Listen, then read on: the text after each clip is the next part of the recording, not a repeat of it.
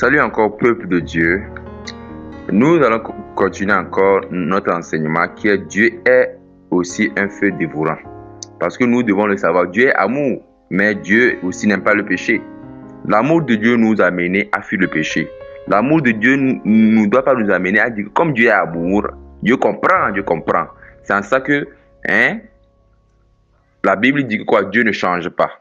Dieu a dit dans sa parole qu'il ne change pas. Donc c'est ça. Donc le Seigneur ne change pas. Donc c'est nous les hommes qui doivent s'adapter au Seigneur. Et j'ai parlé de la 10e section en disant que vraiment dans ce monde il y a plein de choses et que nous devons faire attention à la parole de Dieu. Quand la Bible dit que tout est sanctifié, quand la parole de Dieu dit quoi? Tout est sanctifié par la prière. Les mauvaises choses ne sont pas sanctifiées. Même dans le côté même alimentaire. Comme j'ai parlé, qu'il y a certaines vraiment conceptions brasseriques qui sont diaboliques. Comme les marques qu'on fabrique souvent dans certains pays. Les boissons qu'on a écrit des mots clairement sur ça. Les boissons qu'on écrit 666. Mais les gens se portent à prendre ça. Ce sont ces boissons qui sont dangereuses. Donc ce n'est pas la peine de prendre ça. La Bible dit que tout est sanctifié par la prière. Les choses qui sont consacrées à 100% à Satan, ça ne peut pas. Il y a les choses, ce qu'on appelle partiellement sataniques. Par exemple, lorsqu'on prend une nourriture, si on prend par exemple un riz, un plat de riz. Un plat de riz qu'on a envoûté, c'est partiellement satanique. Donc quand tu pries, Dieu enlève l'envoûtement. Mais si par exemple on prend par exemple une boisson consacrée à Satan, à 100% à Satan. Par exemple, on écrit les boissons démoniaques. Ici, quand je dis qu'on prend une boisson satanique, je ne dis pas que je permets d'autres boissons.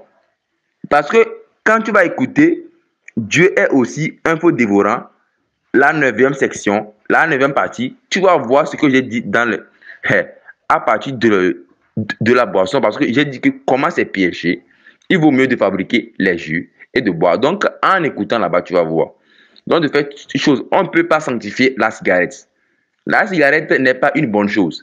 Quand la Bible dit que tout est sanctifié par la parole et la prière, c'est les bonnes choses qui sont sanctifiées.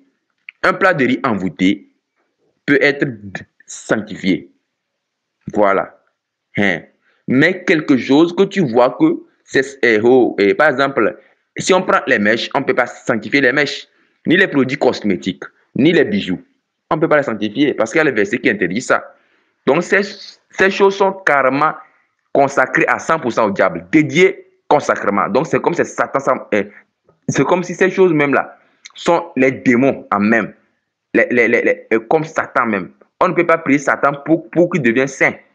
Un démon. Donc, ces choses sont carrément démoniaques à 100%. Quand tu pries, ça ne te sanctifie pas. Tu peux prier longtemps.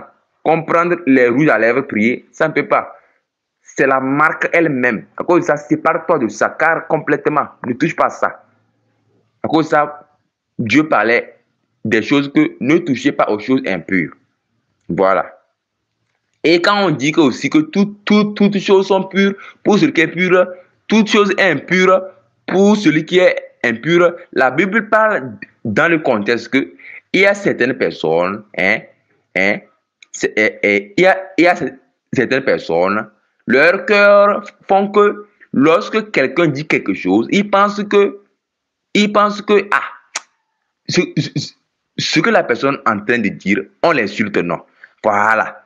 Il y a certaines personnes, lorsqu'on dit la vérité, ou bien lorsqu'on fait quelque chose, sa manière, ça veut dire que son état l'amène à penser que cela n'est pas ceci. Donc, ce verset aussi a ce signification. Si par exemple, on est en train de dénoncer que ça c'est pas bon. Parce que pourquoi la Bible dit, ne touchez pas quelque part, quand vous lisez c'est pas dans le livre des Corinthiens, la Bible dit que ne touchez pas quel rapport y a-t-il Christ et Bélial. Et la Bible dit que ne touchez pas aux choses impures et je vous accueillerai. Vous serez pour moi les fils et les filles.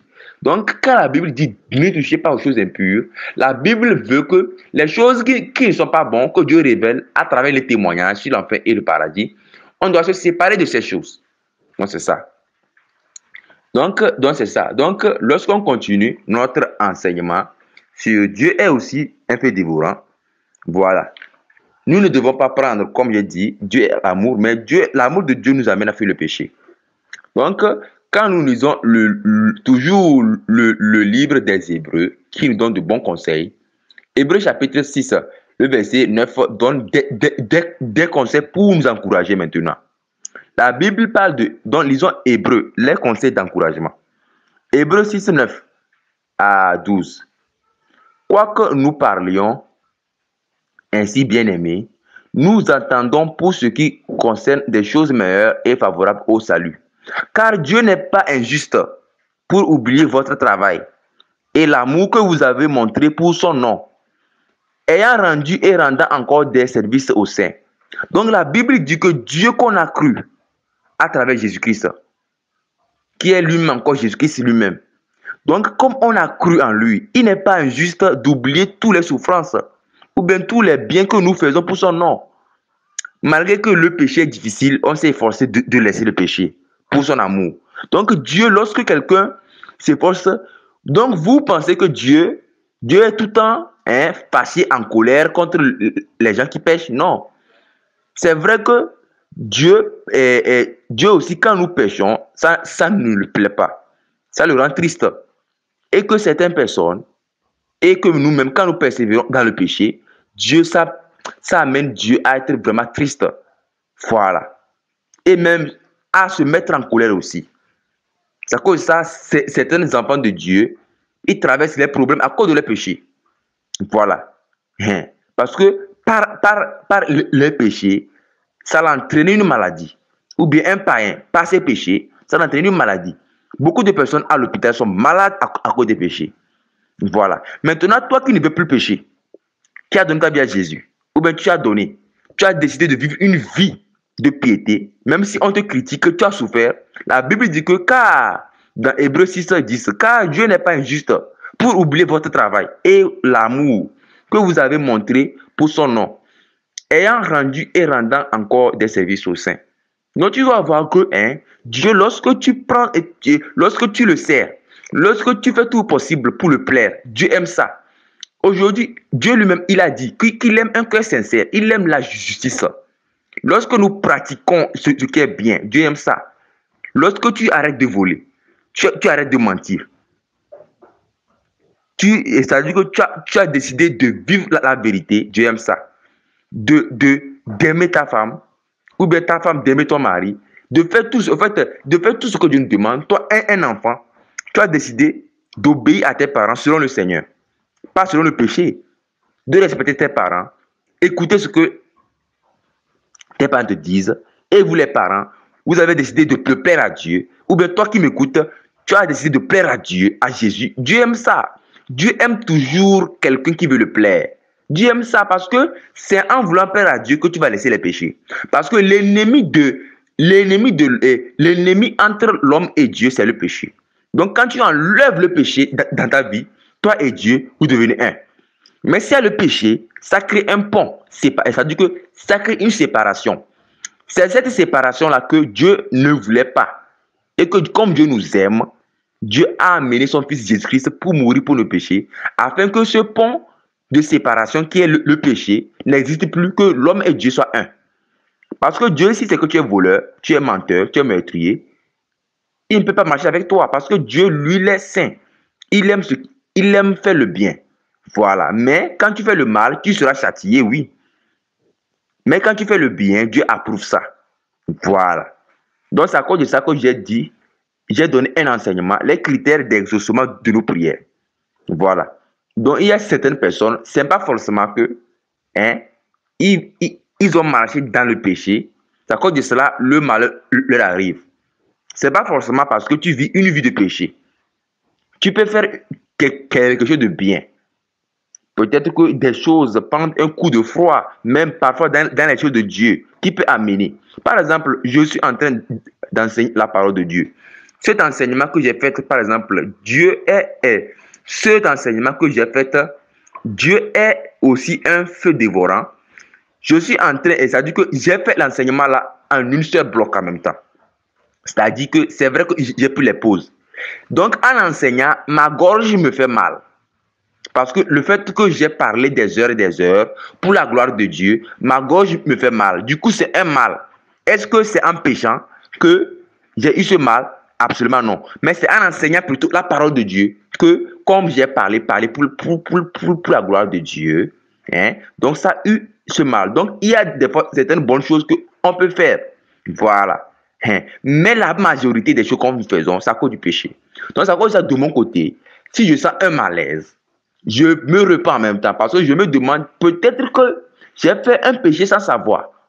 Parce qu'il y a des péchés que l'homme peut commettre. Il ne sait même pas que c'est un péché. À cause de ça, le Saint-Esprit est là pour nous dire que ah, ça c'est un péché que tu as fait. Donc le Saint-Esprit est le gardien de nos âmes. Le Saint-Esprit est le gardien que Dieu a mis sur nous. Parce que le Saint-Esprit c'est Dieu lui-même. Donc lorsqu'on pêche, Dieu nous dit que interpelle que ça c'est un péché. Ou bien lorsqu'on demeure dans le péché, Dieu nous interpelle à travers ses serviteurs, à travers nous-mêmes, en nous disant que notre vie ne le plaît pas de se repentir. C'est à cause de ça, encore aujourd'hui, tu n'es pas mort dans tes péchés. C'est pour que tu changes. Mais si c'est que tu ne te repens pas, tu es comme ça, dans tes péchés, tu ne veux pas changer et que tu meurs dans tes péchés, là-bas, il n'y a pas de solution. C'est sur la terre, on peut changer. Quand tu meurs, il n'y a pas de solution. Les gens qui vont en enfer et qu'ils reviennent après leur mort, c'est une grâce que Dieu a faite pour qu'ils témoignent. Mais dans l'ensemble, quand tu vas en enfer, tu ne sors plus. C'est ça. Donc, la Bible dit que dans Hébreux 6, verset 10, que quoi? Car Dieu n'est pas injuste pour oublier votre travail et l'amour que vous avez montré pour son nom, ayant rendu et rendant encore des services aux saints. Voilà. Donc, vous voyez, non? Donc, faire le bien, Dieu agrée ça.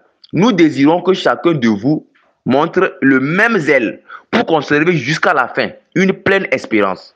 Donc, quand on sert Dieu là, on doit toujours continuer de le servir jusqu'à la fin. Voilà. On ne doit pas se relâcher parce que beaucoup de chrétiens se sont découragés à cause d'autres chrétiens. Donc, il ne faut pas être découragé à cause des autres chrétiens. Mais il faut avoir la foi de persévérer parce que le Seigneur nous a parlé que il y aura certains chrétiens, par leur comportement, ça sera décevant. D'accord, ça, Paul a réprimandé quelque part les chrétiens, et comme j'ai parlé plus haut, qu'il y avait certains chrétiens et que Paul a réprimandé, qu'ils étaient l'image des Corinthiens, ou bien, bon, en fait, dans les épîtres de Paul, lorsqu'ils se rassemblent pour manger, d'autres mangent leur repas, mais d'autres ont faim. Donc, ceux qui ont faim, c'est pas bien. Donc, par leur comportement, ceux qui ont faim peuvent dire que ça là, vraiment, ce sont des menteurs. Donc, aujourd'hui, tu peux être un chrétien ou bien une personne croyant en Christ, tu seras découragé à cause d'un comportement de quelqu'un qui se dit qu'il est en Christ. Donc, à cause de ça, la Bible parle que on est transformé de gloire en gloire. Il y a certaines personnes, comme il est chrétien, il n'est pas affermi, il peut t'offenser parce que si un chrétien marche selon la parole de Dieu, il ne va pas te faire ce qui est mal.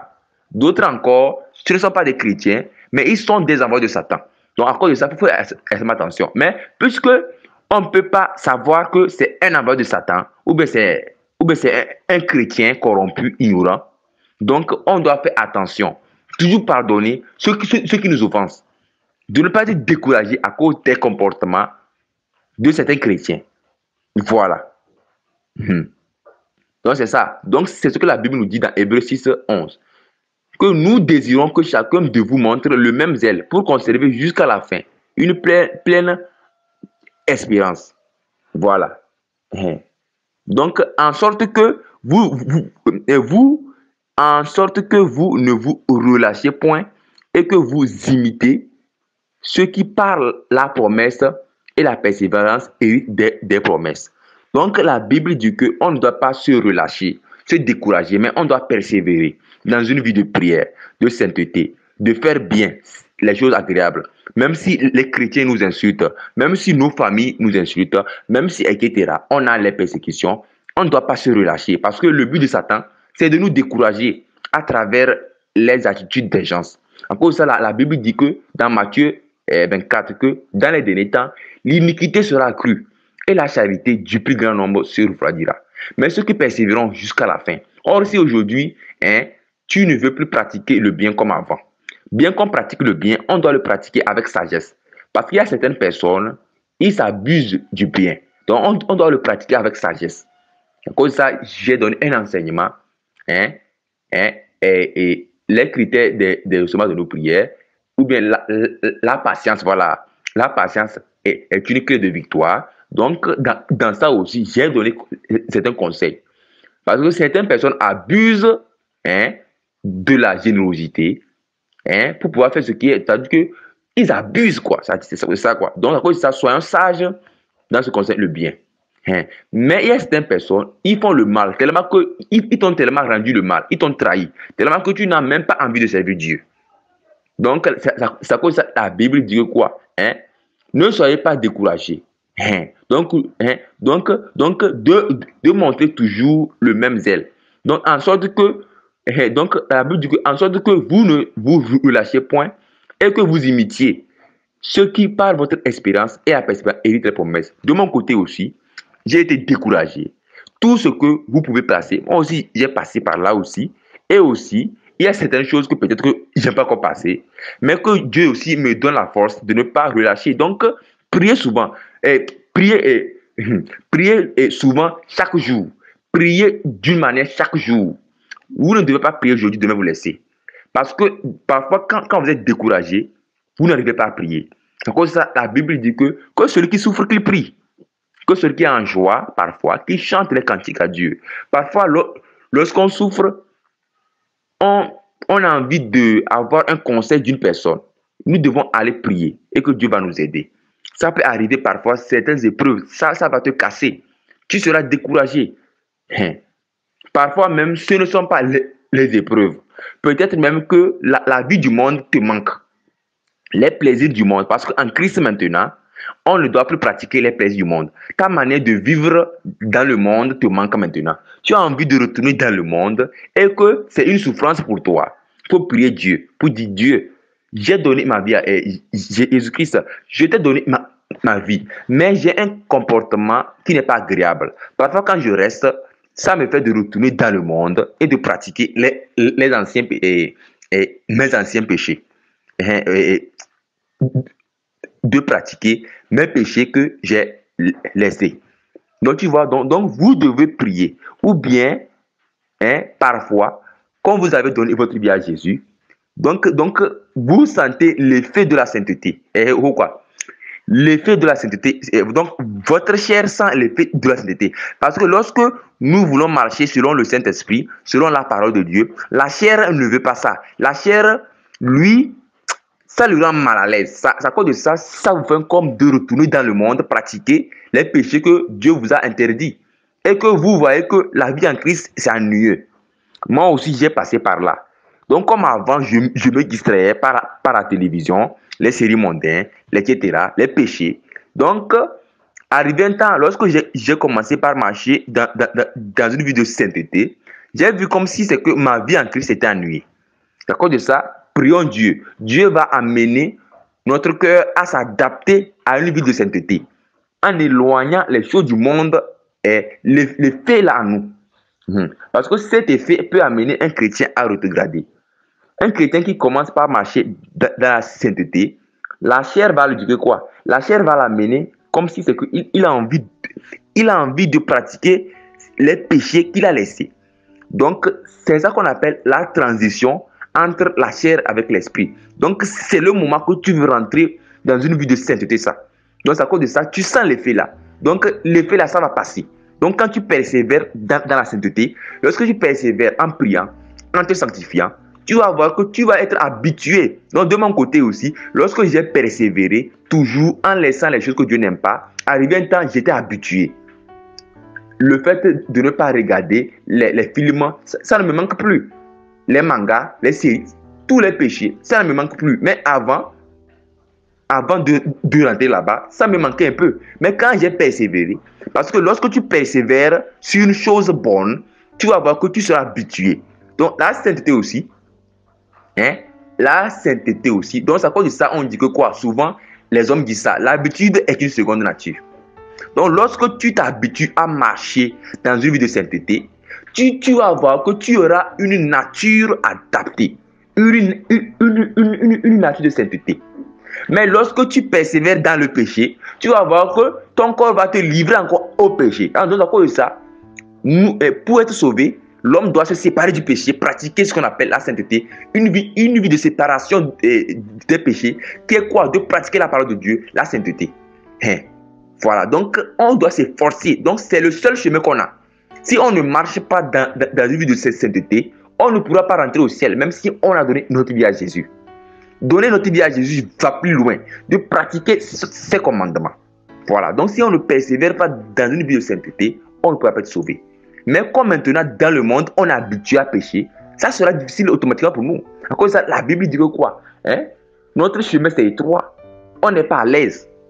Mais sur le chemin large, ou bien dans l'église large, on te permet de pécher comme tu veux, en te disant qu'après ta mort, tu iras au ciel. C'est à cause de ça que j'ai donné un enseignement qui est intitulé « Comprendre la vérité totale sur le salut ». Voilà, donc c'est ça.